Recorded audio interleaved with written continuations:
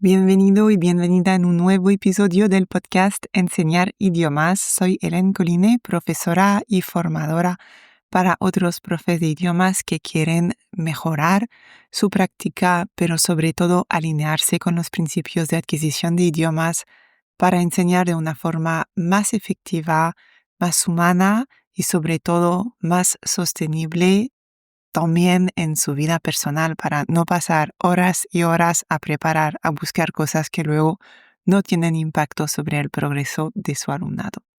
Y hoy vamos a hablar de un tema un poco general, que es cómo sostener ese proceso de adquisición de idiomas.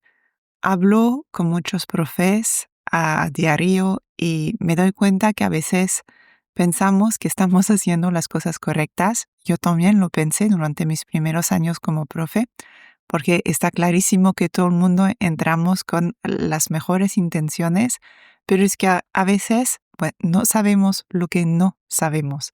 Y por eso os hablo a menudo del concepto de incompetente inconsciente.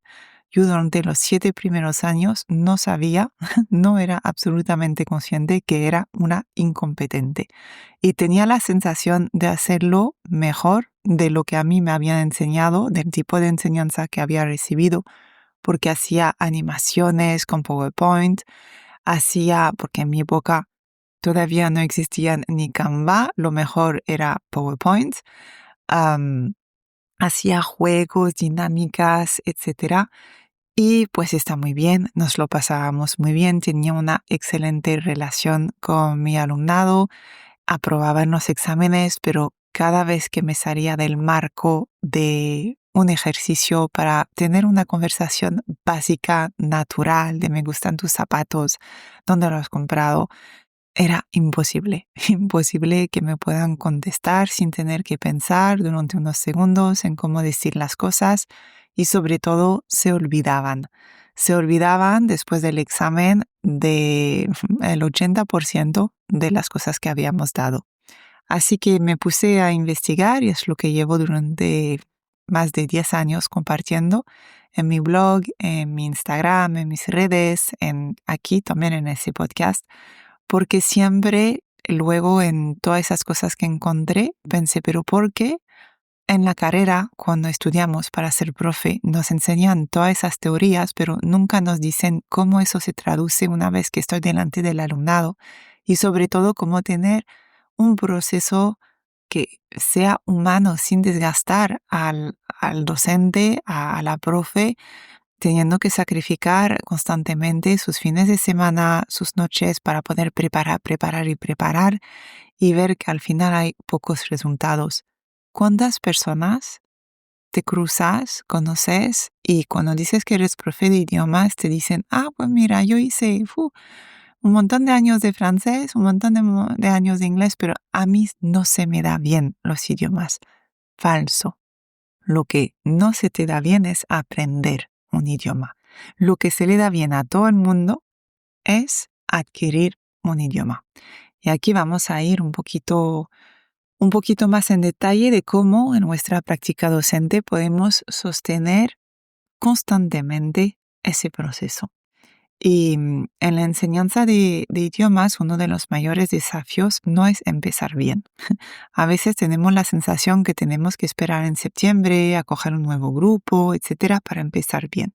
No, el desafío más grande es sostener el proceso, especialmente cuando los avances no son lineales, cuando los avances no son de la misma forma para cada persona, que tenemos diferentes niveles en nuestras clases, cuando aparecen dudas, cuando el progreso no es inmediatamente visible. Y aquí la investigación en adquisición de lenguas, cito muchísimo esos autores últimamente porque es lo que he leído últimamente. Laid von Espada, Pieneman, Van Patten, Krashen, todos esos muestran que la adquisición es un proceso interno, eso lo vimos en el episodio anterior, ocurre de forma no lineal y no responde a una progresión por contenidos ni por unidades didácticas. Sí se puede programar por unidades didácticas porque necesitamos una hoja de ruta para poder saber a dónde vamos y hacer también más tangible No significa que para enseñar desde los principios de adquisición de idiomas se deja de programar clases. No. Sostener el proceso, al final, no consiste en hacer más actividades, sino en crear las condiciones estables para que el sistema lingüístico pueda desarrollarse. Y creo que es una de las cosas que nunca nos enseñan cuando estudiamos, cuando hacemos cursos, cuando hacemos formaciones. Es lo que yo transmito mucho en mi programa Potencia tus clases. Porque entender cómo progresa realmente la adquisición te da muchas respuestas a todos los problemas que puedas encontrarte en clase. El alumnado no adquiere una lengua acumulando reglas, sino construyendo progresivamente un sistema interno. Esto implica que comprensión y producción no avanzan al mismo ritmo. Por eso podemos tener exigencias de comprensión un poquito más altas y de producción, expresión oral, expresión escrita, más bajas, porque así es como funciona el proceso en su fase de desarrollo. La variabilidad es normal, eso es lo que nos cuesta, no tener lo mismo para todos. Te lo digo porque a mí me pasa. La reorganización interna puede parecer estancamiento. Es un poco como los bebés cuando saben hacer, o niños pequeños, cuando saben hacer algo nuevo, parece que regresan en otra cosa, ¿no? Es un poco lo mismo lo que en la enseñanza de idiomas simplemente parece que se estanca. Y desde la formación docente, sostener el proceso significa alinear expectativas pedagógicas con el funcionamiento real del cerebro y no con una secuencia de contenidos prefijada. Aquí te digo que yo prefijo, pero hay una parte de contenido que sí está, yo lo tengo planteado porque a mí no me gusta el caos, todavía me cuesta también salir de esto. Lo que dicen las investigaciones es que pues, tendríamos que poder enseñar lo que surge. Lo que pasa es que sabemos cómo es cuando trabajas en un cole, incluso cuando das clases por tu cuenta. A mí me gusta tener un camino para no volver a reinventar la rueda con cada alumno nuevo y sobre todo saber a dónde voy. Pero hay que dejar espacio para esos contenidos emergentes, esos contenidos que surgen de la interacción con los grupos y con el alumno. Punto número 2 es garantizar una continuidad y coherencia pedagógica, porque la adquisición necesita una exposición repetida y significativa en el tiempo. No es lo hago 5 minutos cuando me acuerdo. No, es lo hago en mi forma de facilitar el idioma. Cada vez que estoy delante del alumnado, utilizo las estrategias y las técnicas que sé para facilitar el idioma. Eso lo vemos en el módulo 1 de Potencia, por ejemplo.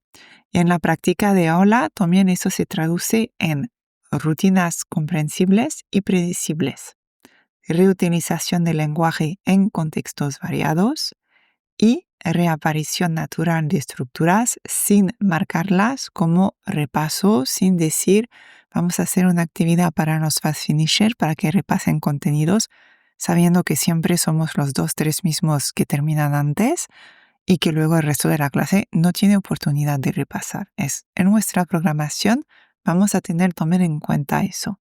Y la coherencia metodológica en la forma de programar la clase reduce la carga cognitiva y permite que el alumnado dedique recursos a procesar la lengua y no a descifrar la tarea.